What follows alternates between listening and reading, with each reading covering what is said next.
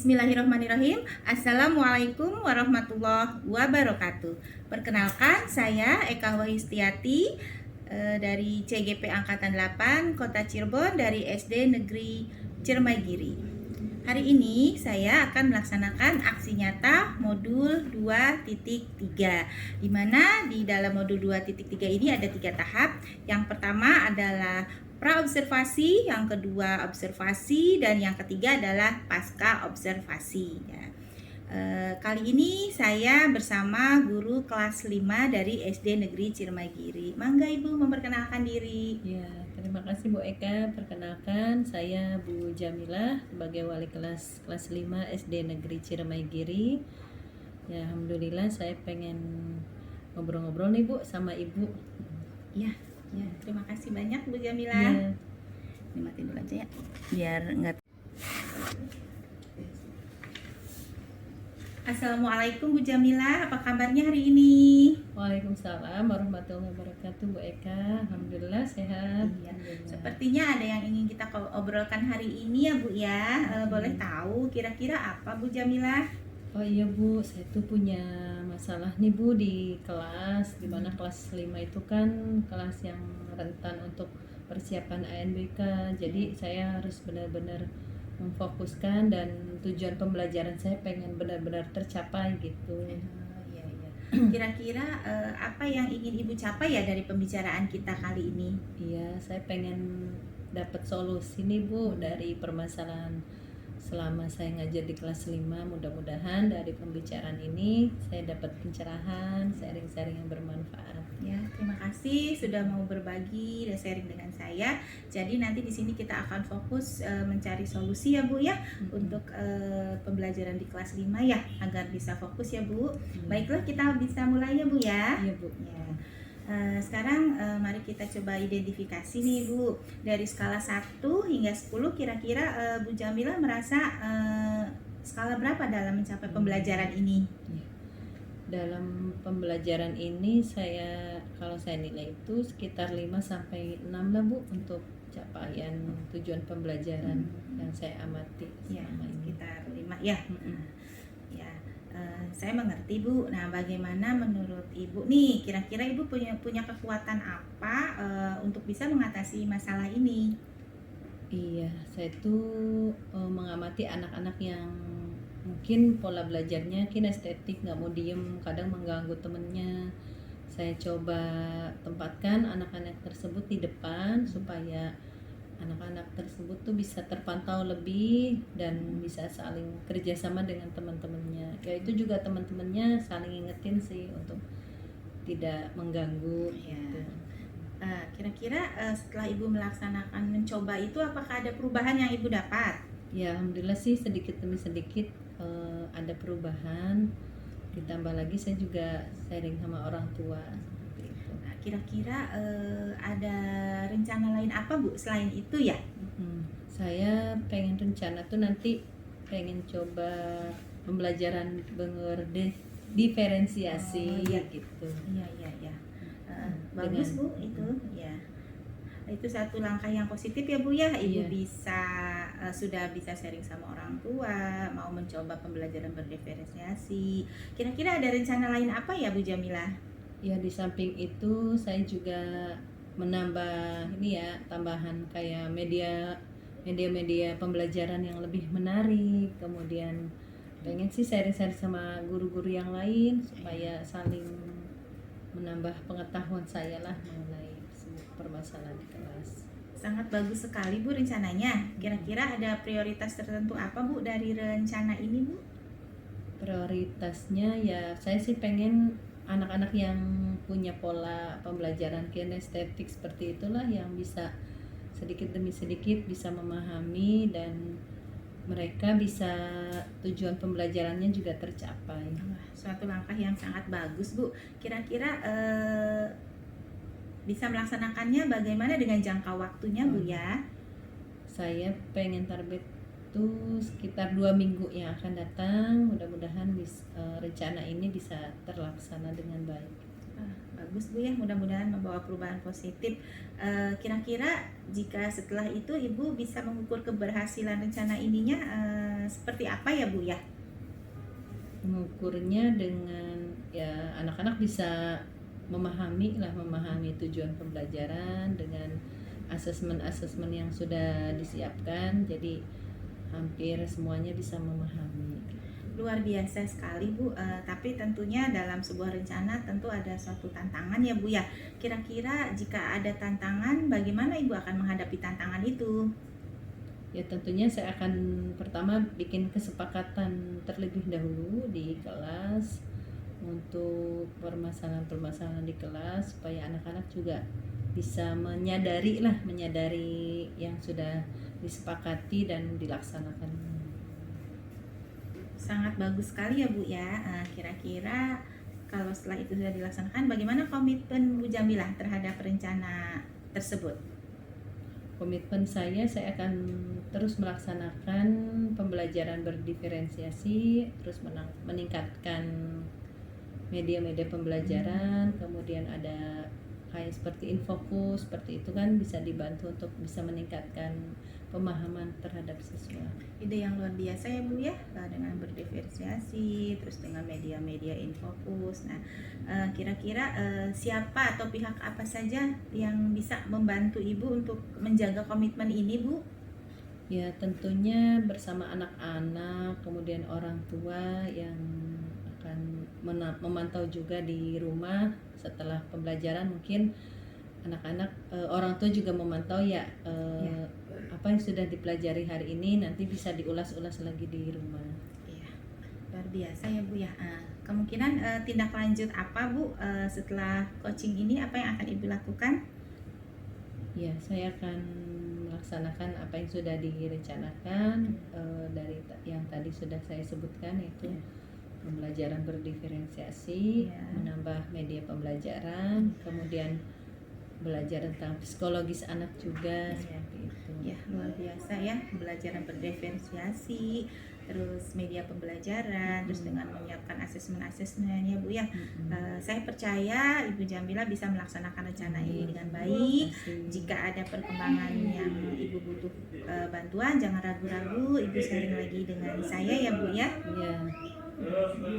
Terima kasih banyak Bu atas waktunya. Sama-sama. Saya ditunggu Bu, semoga Ibu sukses. Amin. Terima kasih Bu. Ya, terima kasih banyak Bu Jamilah. Ya, assalamualaikum. Waalaikumsalam warahmatullahi wabarakatuh. Ada suara Pak itu ya.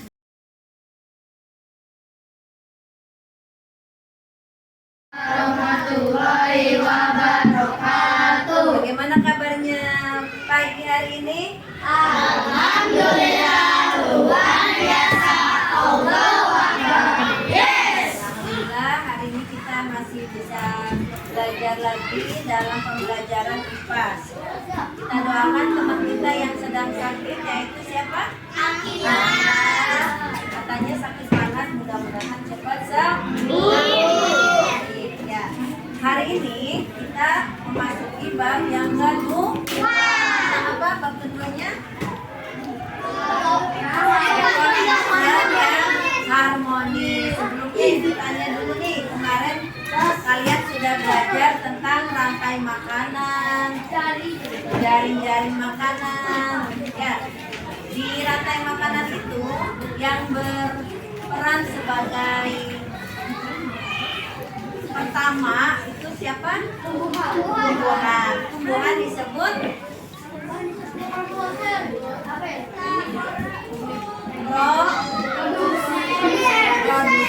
Kenapa disebut produsen? Ya bagus, karena menghasilkan makanan sendiri dengan proses apa namanya? Fotosintesis. Kemudian setelah produsen dimakan tuh tumbuhan oleh konsumen satu. Konsumen yang memakan tumbuh-tumbuhan yang disebut herbivora. Kemudian konsumen tingkat satu dimakan lagi oleh konsumen tingkat dua yang pemakan hewan yang disebut karnivora. Nah, setelah karnivora konsumen tingkat tiga yang memakan konsumen tingkat dua. Ya, yang contohnya siapa? Nah, setelah lamar nih maka alam akan menjadi bangkai. Bangkainya dimakan oleh dekomposer. Siapa dekomposer itu? Jantung. Apalagi? Bakteri. Ada lagi? Lalat. Ada lagi? Serangga. Ada lagi? Yang seperti tumbuhan kecil tuh, jamur. Lalat, belatung, jamur itu ketika berada di dalam tanah akan menjadi pupuk yang disebut pupuk alami atau nama lainnya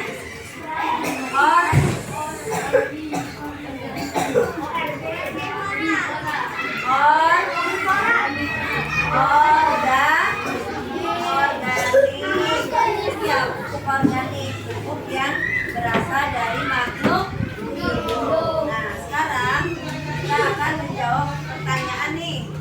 Kita halaman 69. Nanti siapin buku tulisnya. Tulis jawabannya aja ya. Di sini ada banyak pertanyaan. Kita merefleksikan. Nah, ya bagus pertanyaannya.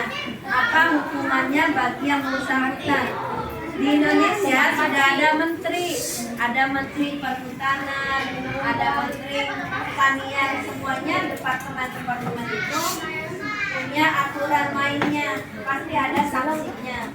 Bisa dipenjara, yang menebang pohon sembarangan bisa disidang, biar dikasih sanksi gitu ya.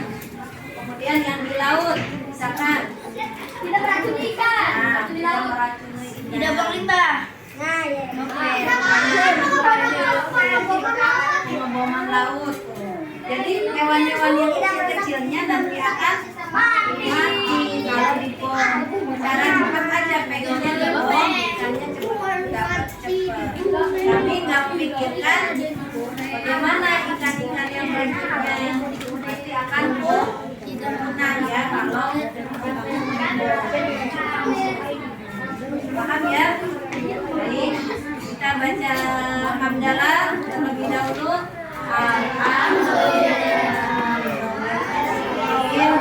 Mudah-mudahan kita bisa melaksanakan pelajaran IPAS ini. Kenapa?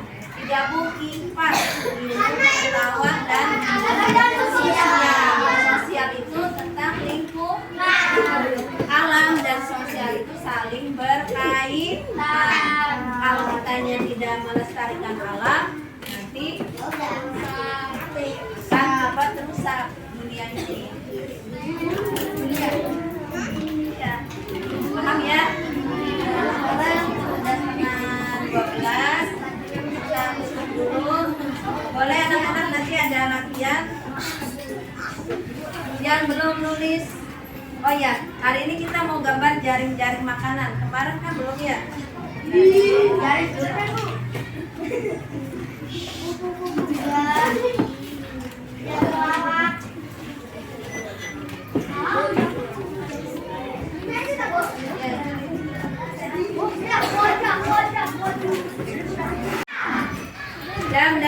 Dam. Pada hari ini kita akan baca kenapa sih ekosistem itu bisa rusak, bisa tidak seimbang. Tahu anak-anak ekosistem? Tahu. Ya, ekosistem itu kumpulan dari suatu makhluk hidup, ada hewan, ada tumbuhan. Ada ekosistem padang rumput, ada ekosistem laut, ada ekosistem hutan. Nah, hari ini kita mau mengamati atau belajar tentang kenapa sih kok ekosistem sekarang banyak yang rusak ya. Sekarang boleh anak-anak baca dulu tentang penyebab ketidakseimbangan ekosistem 69 sampai 70. Baca dulu ya.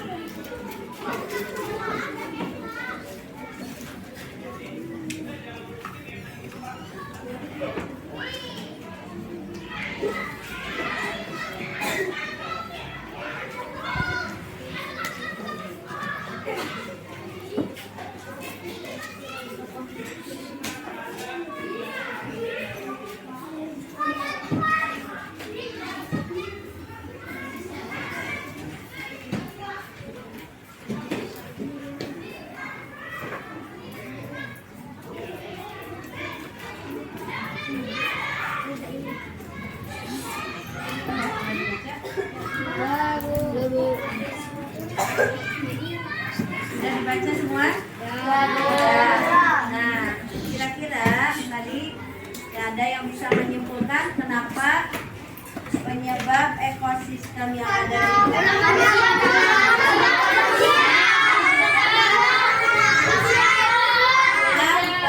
ulah manusia sebagai pelaku utama yang ada di bumi ini ya. Manusia sudah dibekali otak, dibekali perasaan, tapi tidak digunakan sehingga rusaklah ekosistem yang ada di bumi ini. Nah, contohnya apa tuh bisa menyebab manusia? Kemarau yang panjang, banyak sampah, berserakan, polusi, bencana alam, ya mengambil hewan dengan tidak bertanggung jawab, membunuh ya hewannya tidak dikembangbiakan dengan baik sehingga ekosistemnya jadi menurun. Yang tadinya nih jumlah populasi orangutan misalkan sekarang sudah berkurang, jumlah tanaman sudah berkurang karena ditebang dengan sembarangan, diambil kayunya tidak ditanamin lagi. Paham ya? Nah, jadi nanti kalau kalian dewasa ketika mengambil alam, misalkan mengambil manfaat dari pohon, nah pohonnya itu dikembangbiakan lagi, ditanam lagi dengan nama reboisasi. Nah, sekarang kita mau menjawab pertanyaan dari halaman 69. Disiapkan buku tulisnya ya.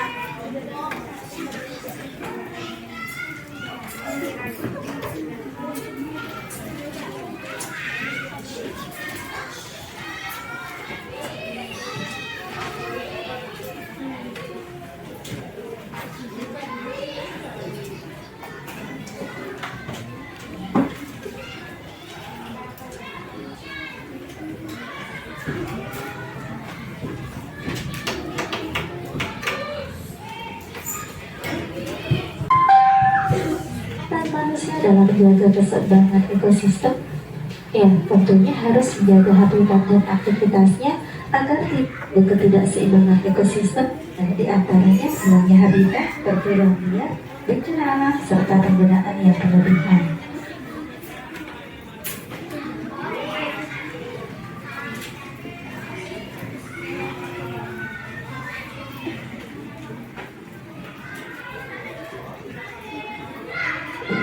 Banyak sekali ya. Yang kedua, faktor apa saja yang bisa mengganggu ketidakseimbangan ekosistem? Di antaranya hilangnya habitat, perburuan liar, bencana alam, serta penggunaan yang berlebihan. Apakah hubungan jaring-jaring makanan dengan keseimbangan ekosistem? Hilangnya habitat, perburuan liar. Nomor 2 ya, faktor apa saja yang bisa mengganggu ketidakseimbangan ekosistem? Tulis jawabannya aja di buku tulis langsung nomor 2. Jawaban halaman 69. Nomor 1 lewat dulu. Halaman 69. Faktor apa saja yang mengganggu ketidakseimbangan ekosistem? Nah, ini hilangnya habitat. Habitat itu artinya kumpulan dari hewan-hewan. Habitat orangutan, habitat macan tutul, habitat gajah. Itu hilang kalau misalkan ekosistemnya punah ya. Perburuan liar disebabkan tadi perburuan liar, kemudian bencana. Bisa jadi misalkan di hutan ada bencana, jadi hewan-hewannya pada hutan ya. Pembunuhan yang berlebihan.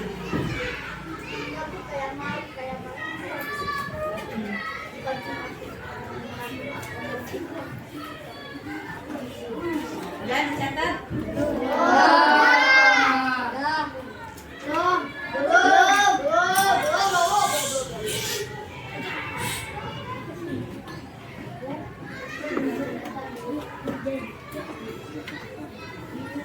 Pertanyaannya tadi apa?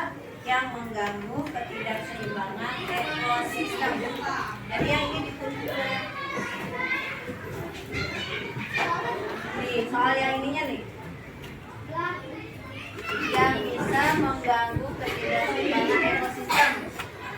Jawabannya ini. Yang bisa mengganggu. Nomor 1 nggak usah.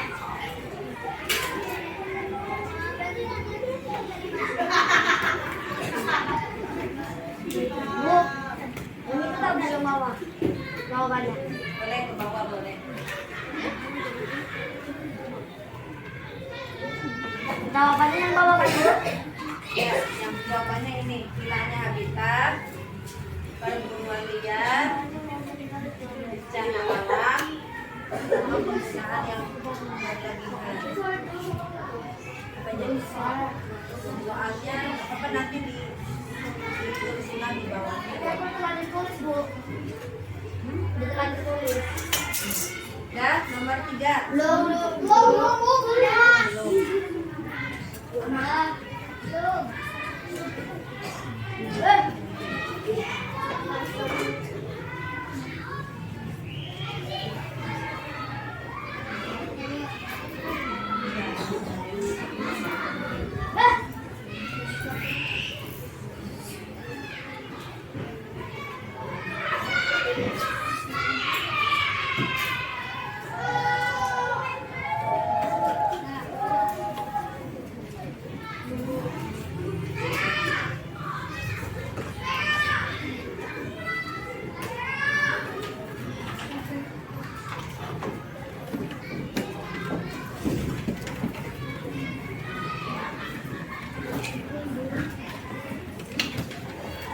Udah belum?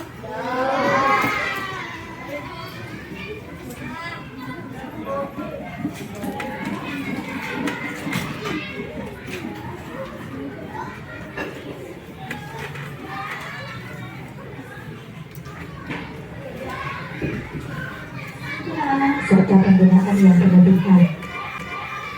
Apakah petugas dari makanan dengan keseimbangan ekosistem? Ya, kalian benar. Salah satu cara aman untuk menjaga populasi makhluk hidup. 4. Bagaimana proses transfer energi keseimbangan ekosistem? Ya, kalian benar. Salah satu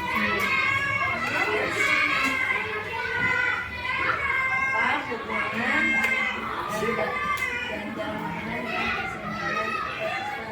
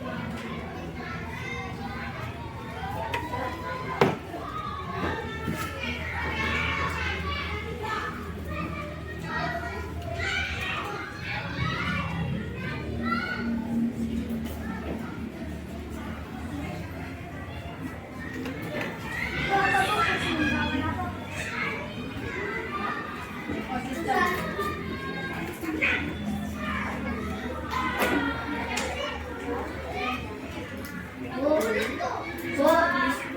nomor 2 tadi aku tulis jawabannya sama soalnya. Kalau nomor 3 tulis soalnya aja. Jawabannya juga.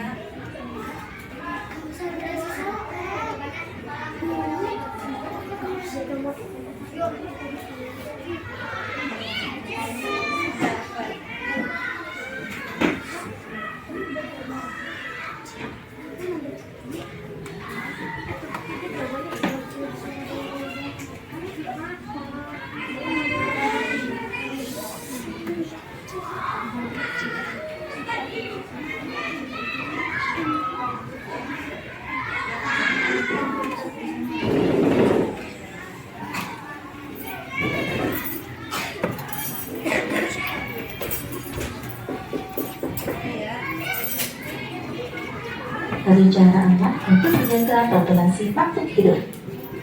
4. Bagaimana proses transfer energi jika ada suatu komponen yang hilang atau rusak? Ya, transfer energi dapat berkurang atau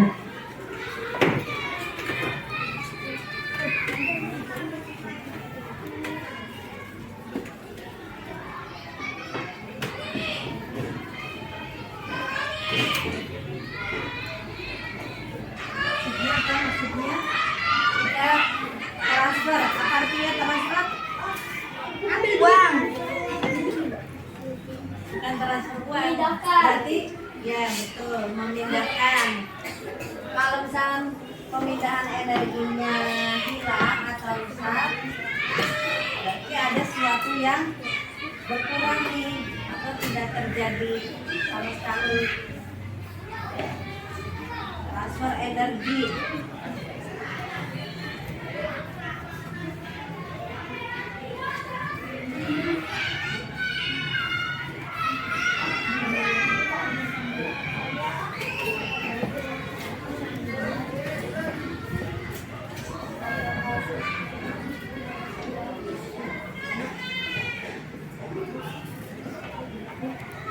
Bu itu yang habis yang apa? Hilang atau rusak.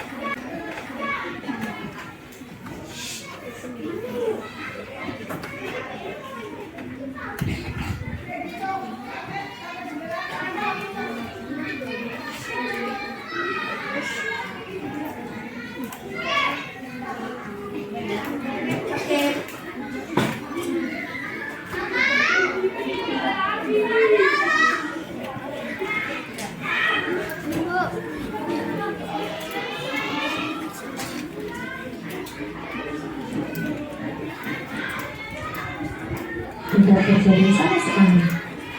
5. Apa peran manusia dalam menjaga keseimbangan ekosistem? Ya, tentunya harus menjaga habitat.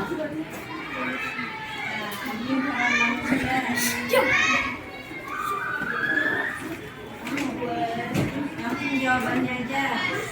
Menjaga habitat dan aktivitas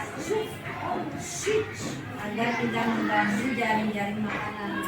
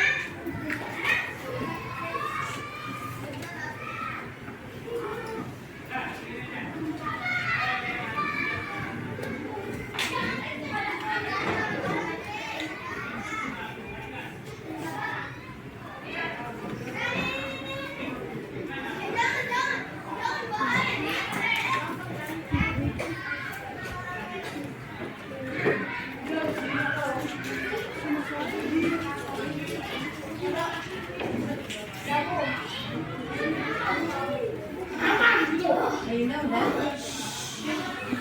Laras udah.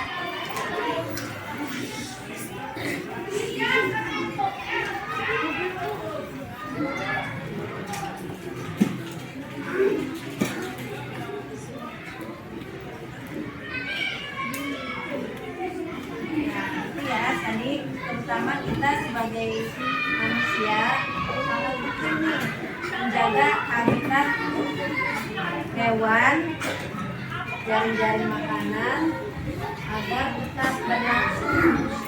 Makhluk hidup yang tidak di situnya tuh tidak punah, tidak menjadi sembarangan, kemudian tidak dibudidayakan lagi. Paham ya?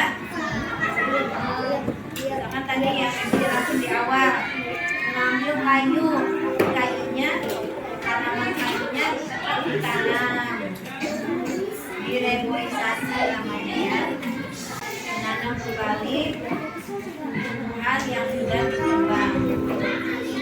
Kalau misalkan bayang nggak, kalau tidak ada tumbuhan di dunia ini, tidak ada hewan, akan rusak ekosistem yang ada di sekitar kita. Paham ya? Jadi ini sangat penting peran manusia dalam menjaga keseimbangan ekosistem. Pertama ini memikirkan, jangan berlaku bertindak tanduk tapi tidak dipikirkan apa akibatnya. Itu kata akhirat tadi, egois, memikirkan diri sendiri, tidak memikirkan lingkungan rusak, sampah berserakan, sampahnya dimulai dari memilah sampah.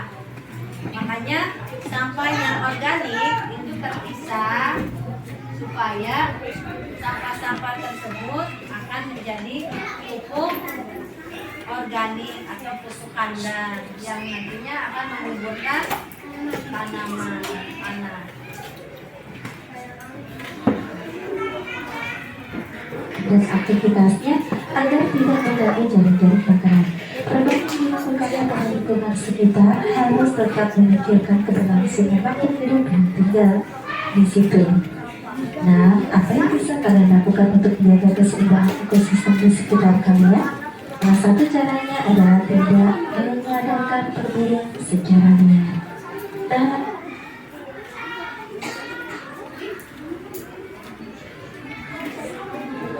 apa yang bisa kalian lakukan untuk menjaga keseimbangan ekosistem di sekitar kalian? Salah satu caranya ini kalau dalam hewan tidak melakukan perburuan liar. Kayak waktu kemarin Nizar memelihara hamster ya. Udah besar ya. Saya juga udah besar. Apa dibudidayakan supaya hamsternya tetap ada. Saya melihara burung merpati tapi digoreng Bu. Mana Pak? Anakku pelihara burung merpati nanti merpatinya bukan untuk itu, aku gulai Bu, supaya jadi makanan. Nah, nanti burung merpatinya kan dibudidayakan biar nggak habis. Ya, sifat manusia tuh segala dimakan, tumbuhan dimakan, hewan-hewan juga dimakan, daging-daging, ya, daging ikan. Karena manusia itu makan segala yang disebut omnivora, makan tumbuhan sama makan daging-dagingnya.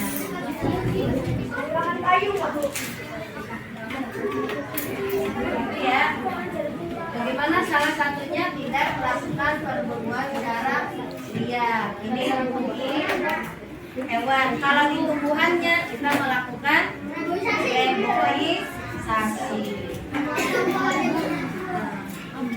Pilih, kalau misalkan di hutan nih, pilih tumbuhan yang sudah besar, jangan tumbuhan yang kecil. Kalau kecil kan belum membesar nih. Terus nanti kalau besar juga kan kayunya bisa keluar, bisa dimanfaatin jadi meja, jadi kursi, jadi lemari. Tapi tetap tumbuhannya ditanam lagi. Ya, itu tentang keseimbangan ekosistem. Nah, setelah mempelajari pelajaran ini, nanti anak-anak bagaimana sikap kita terhadap ekosistem yang ada di dunia ini? Sikap kita sebagai manusia supaya ekosistem tetap berjalan, tetap berlangsung. Bagaimana?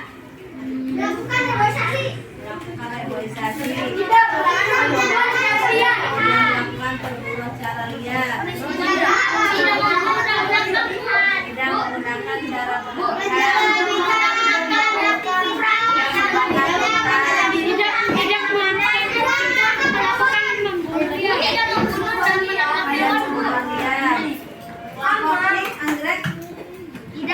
tidak menjadikan burung merpati di gulai ya, tidak warnai ayam lagi. tidak Jangan jadi ayam, jadi kayak hewan.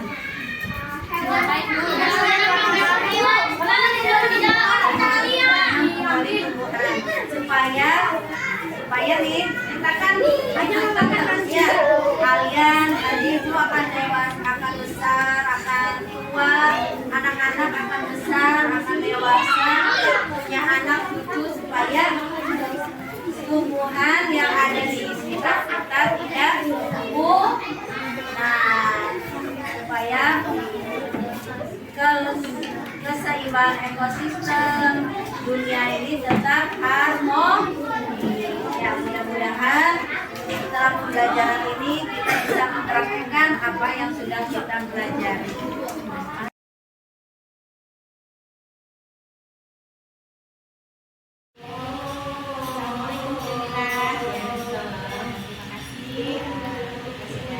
Kemudian kita mau diskusi lagi tentang hasil pembelajaran kemarin ya Bu ya. Kira-kira apa ya yang kemarin sudah laksanakan saat pembelajaran, apa saja yang sudah digunakan? Saya sudah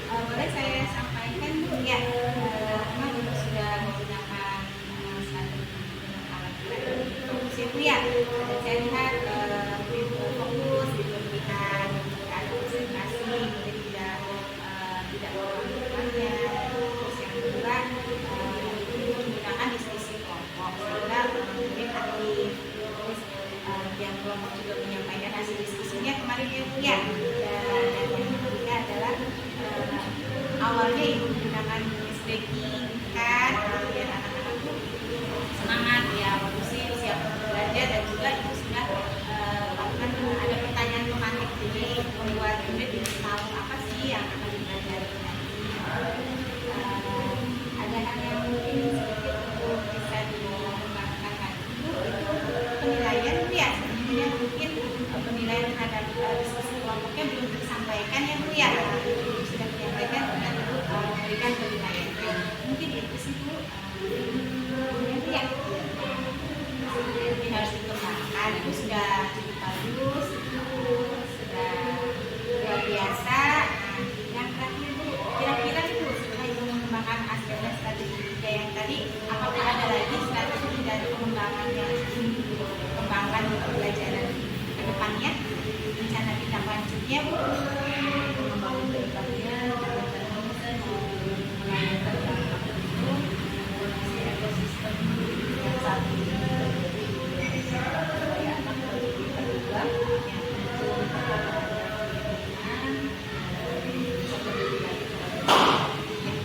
Terima kasih Bu. Sesuai dengan kondisinya Pak Ustaz. Ya.